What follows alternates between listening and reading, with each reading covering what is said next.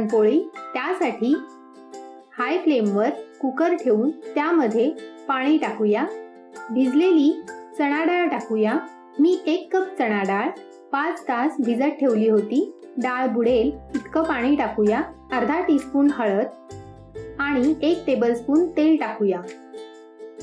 नीट mix करूया. हळदीमुळे पुरणाला छान colour येतो.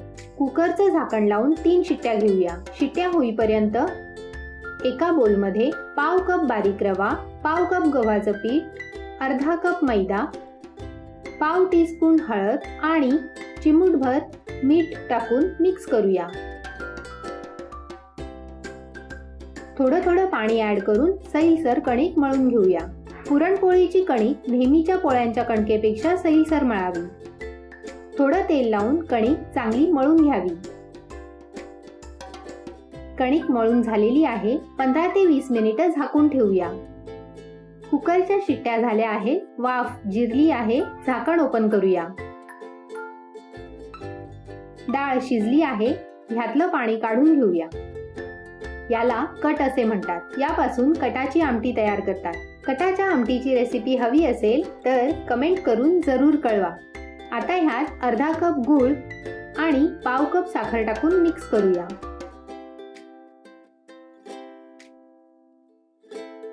गूळ आणि साखरेचं प्रमाण तुम्ही कमी जास्त करू शकता. गूळ आणि साखर मेल्ट झालेली आहे. आता मीडियम फ्लेमवर सतत हलवत आपल्याला पुरण घट्ट होईपर्यंत शिजवायचं आहे. नाहीतर पुरण खाली लागण्याची शक्यता असते.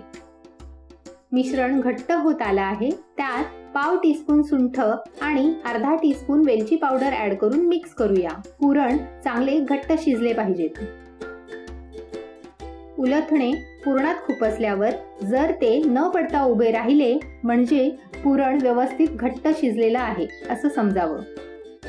एका बोलवर चाळण ठेवून त्यात गरम पुरण वाटीच्या साहाय्याने गाळून घ्यावे. मिक्सरचा वापर न करणेच चांगलं, कारण त्याने पुरण हवं तितकं स्मूथ होत नाही.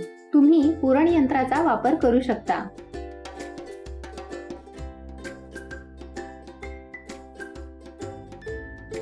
पहा किती स्मूथ पुरण रेडी आहे. कणिक तयार आहे.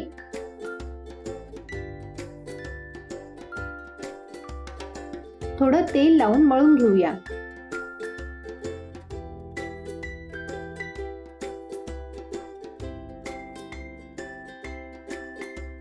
छोटे गोळे करूया.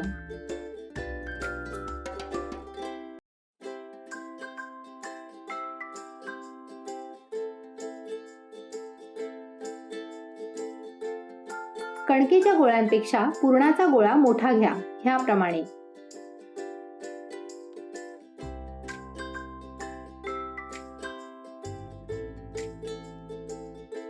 पिठाच्या गोळ्याला वाटीचा आकार देऊन त्यात पुरणाचा गोळा भरून घेऊया.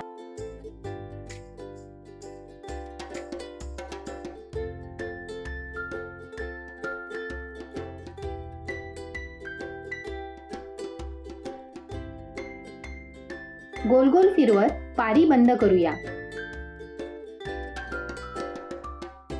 ह्याप्रमाणे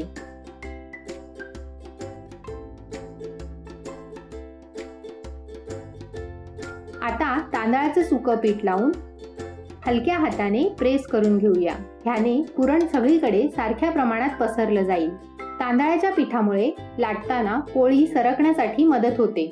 हलक्या हाताने पुरणपोळी लाटून घेऊया, जेणेकरून पुरण बाहेर येणार नाही.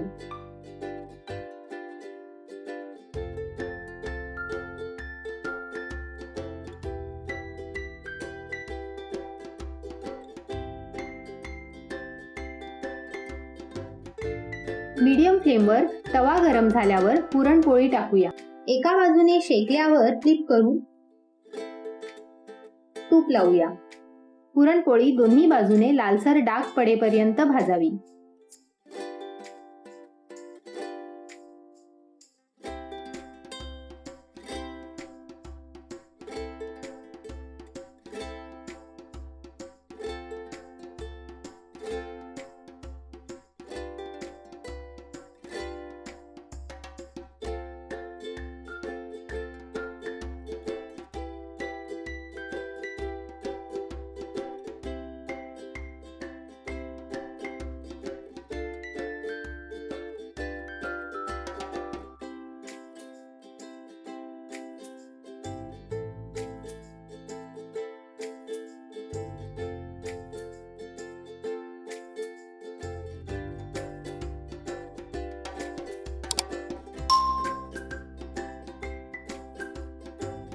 तुम्हाला जर ही रेसिपी आवडली असेल तर चॅनलला सबस्क्राईब जरूर करा.